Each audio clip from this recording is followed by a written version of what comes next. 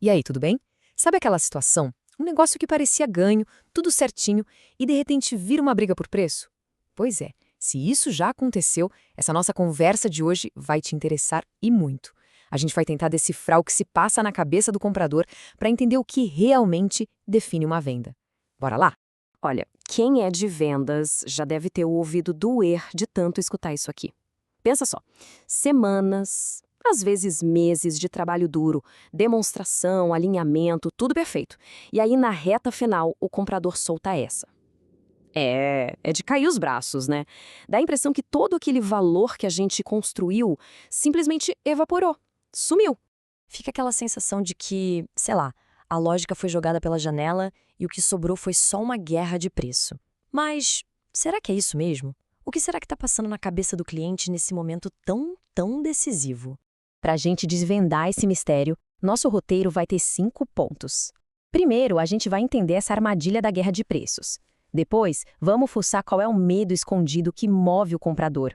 A gente também vai ver como a cabeça dele muda de foco durante o processo. E o mais importante, como transformar o risco num aliado nosso. E por fim, vamos amarrar tudo isso para entender o que é uma proposta de valor de verdade. Chegar nessa fase final e tentar ficar batendo na tecla da superioridade técnica, sabe o que é? É como tentar virar um rio de lugar usando só as mãos. Não vai dar certo, a gente fica remando contra a maré. A verdade é uma só. Nesse ponto, o jogo já virou. As regras são outras. E aqui a gente vê o tamanho do problema. A desconexão total de percepção. De um lado, a nossa percepção. Puxa, a minha solução é a melhor tecnicamente, é a escolha mais lógica. Só que do outro lado, na cabeça do cliente, a percepção é outra. Ok, essa é só uma das soluções que passaram no meu filtro, que foram aprovadas. Aqueles diferenciais todos que a gente achava que eram matadores, para ele agora parece tudo meio parecido. E aí a pergunta na cabeça dele muda. Não é mais qual é a melhor, e sim qual é a aposta mais segura. Bom, então vamos pensar. Se o preço não é o rei da história e a parte técnica já está ok, já foi validada, o que está comandando essa decisão afinal? A resposta, ela está numa emoção. Uma emoção muito forte que toma conta de tudo, bem na hora do sim ou não. O risco. Simples assim. O medo, o pavor de fazer a escolha errada. Esse é o verdadeiro fantasma que senta na mesa de reunião. E ele é tão grande que ofusca qualquer conversa sobre preço. Essa preocupação, sabe, com o que pode dar errado, é isso que pesa de verdade na balança. E quando a gente fala de risco, não é só sobre dinheiro, não. É o medo de uma implementação que vira um caos, de uma promessa que não se cumpre, de atrapalhar a operação inteira da empresa. E talvez o pior de todos, o medo de queimar o próprio filme, de manchar a reputação profissional. Ninguém quer isso.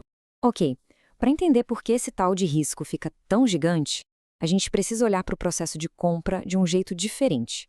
Não é uma linha reta, é mais como uma jornada psicológica.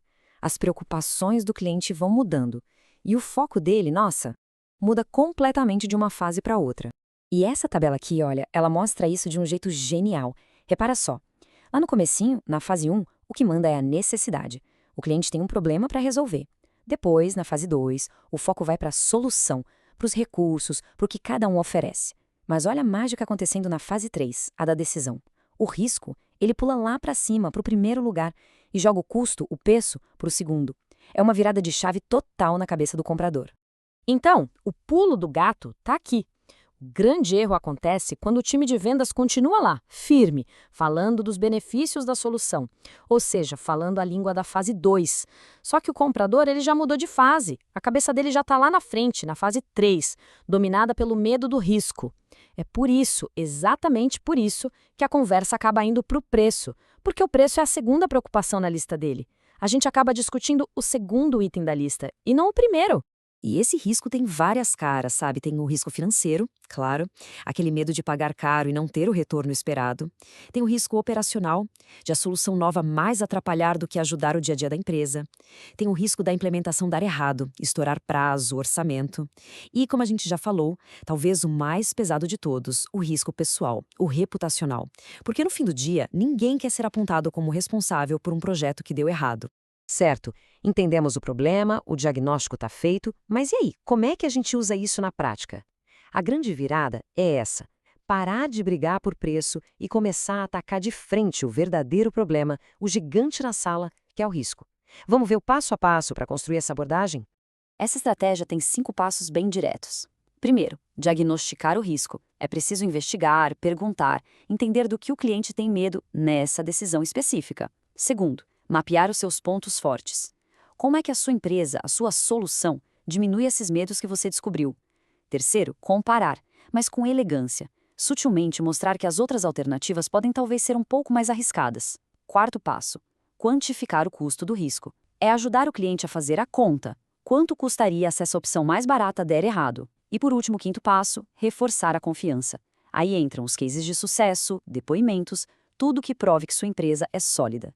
E tudo isso nos leva a uma ideia central. Falar sobre risco não pode ser uma carta na manga que a gente tira no desespero, lá no final, não. Isso tem que fazer parte da estratégia desde o comecinho.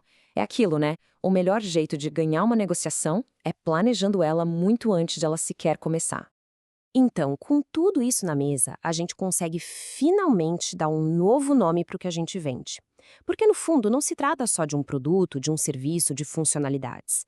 O que a gente entrega de verdade é algo muito, mas muito mais valioso. E a conclusão é forte. A paz de espírito, a tranquilidade de saber que a decisão certa foi tomada, isso, muitas vezes, vale muito mais do que qualquer desconto no preço. O cliente não está comprando só uma solução. Ele está comprando a garantia de que as coisas vão dar certo.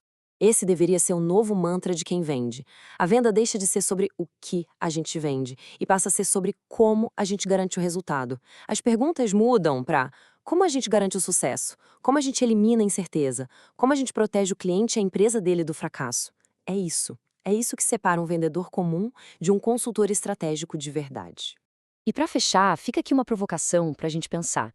Na próxima negociação, na hora que a conversa começar a ir para o lado do preço, a sugestão é parar um segundo e pensar: onde é que está a verdadeira batalha?